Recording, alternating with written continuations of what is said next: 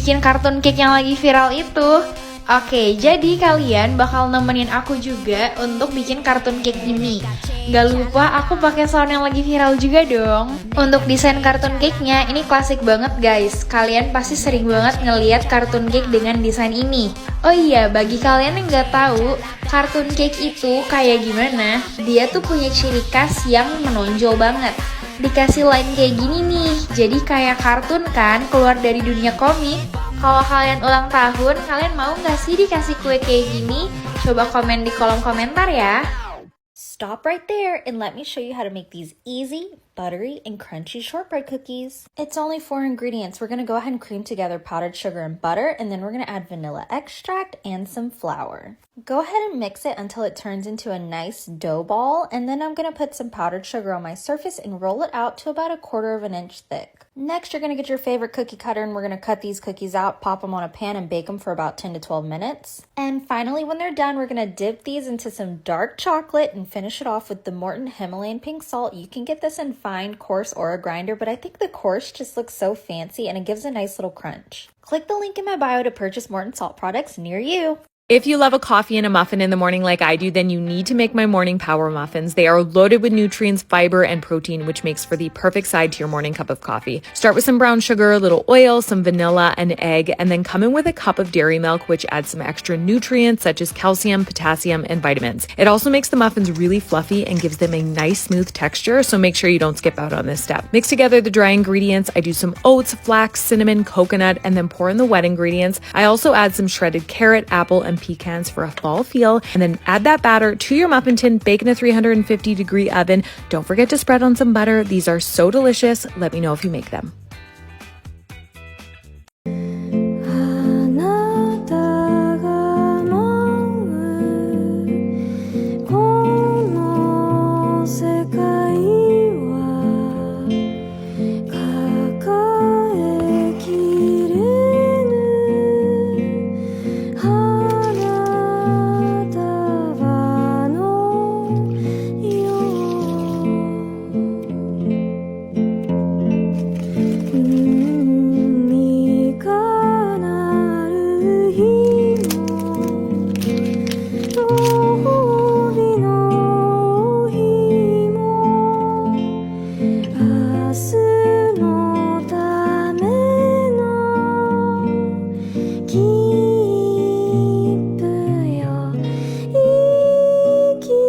Who knew that you could use Rose's cordial to make cheesecake?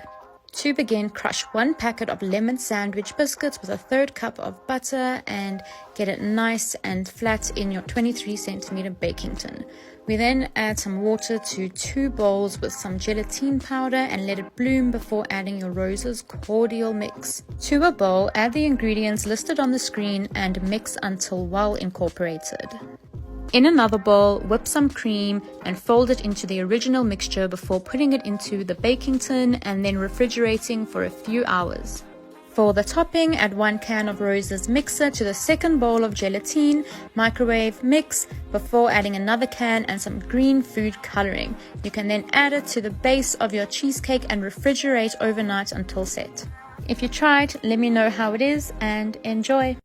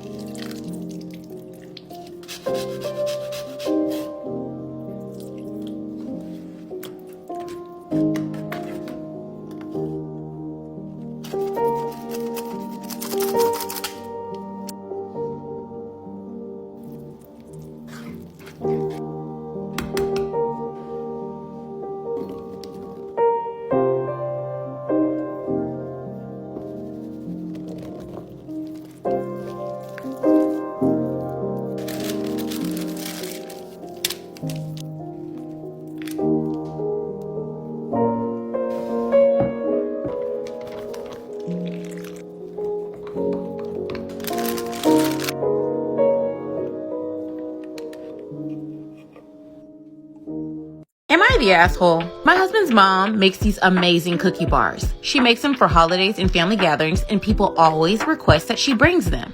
I asked her for the recipe once and she laughed and said no, it's hers and she doesn't give it to anyone. I dropped it and never asked again. Recently, I've been baking a lot. It's been fun in my downtime. I decided to recreate the cookie bars my mother-in-law makes. After tweaking about 5 recipes, I finally nailed it. Then I decided to make it my own and improve it to my taste. I used higher quality chocolate, vanilla bean paste instead of extract, and a pinch of fine sea salt. The results were over the top delicious.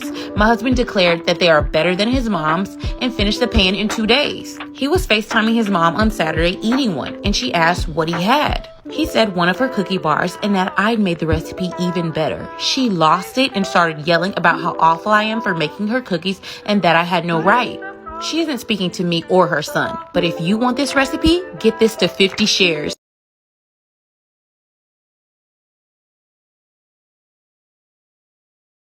I only ever started selling sugar cookies because my clients were asking me to, not because I had a passion for it. But now as I sit here 2 years later and hundreds of cookie sets later, I realized that it was all in preparation for this moment. Because I'm throwing a Harry Potter party this weekend and I'm making Sorting Hat sugar cookies. I am not the first person to do this. People have done sugar cookies, cupcakes, cakes, you name it. But this is my first time doing it. No one has ever ordered them, even though I've been wanting to make them. So I'm throwing a party just to give me an excuse to do it. I am, of course, including all 4 houses. I've seen this done a bunch of different ways, but I decided the best way to do it for me was to take a half tablespoon after it was baked, but while it was still hot, make the impression. Then once the cookies were fully cooled, I used a stiff piping consistency to fill in the colors. Once those were dried, I added my flood consistency over the top. I added some edible glitter, of course. You guys know me by now. Those dried overnight, and then I came back the next morning and started drawing on all the details with an edible marker. This was my favorite part of the process. I absolutely love drawing with edible marker. I took that same stiff piping consistency and painted on some more details just to make him look a little bit more rustic, you know? I'm obsessed. I can't wait to give them to my friends and family at the party. Bye!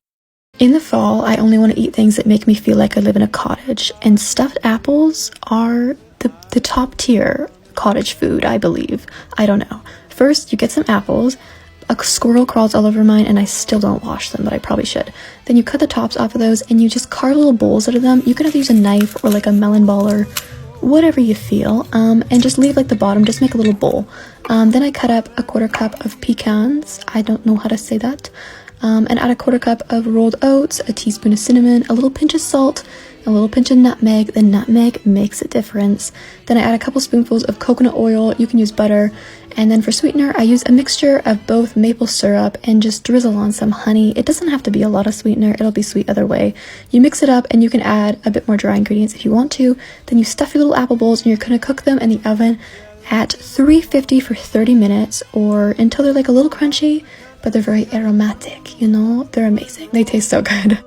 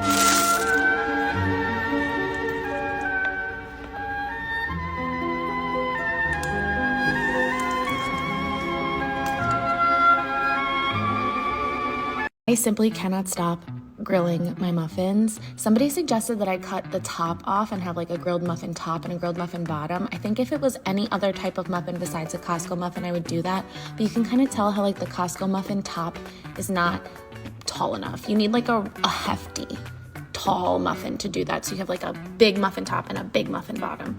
Either way, I use ghee in a frying pan.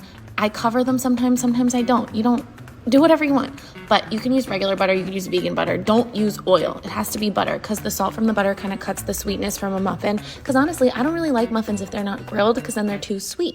Then you put more butter on your muffin so that I don't know, it just tastes so good. You could skip this part, but adding the extra little bit of butter just kind of elevates it to the next level.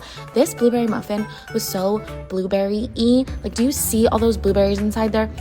It's like overflowing with blueberries. They're so like gooey. I don't know. I don't usually love a blueberry muffin, but again, it has to be grilled. There's my new Hello Kitty mug that I'm so excited about because one thing about me is that I used to be obsessed with Hello Kitty and that never went away. Also, peppermint.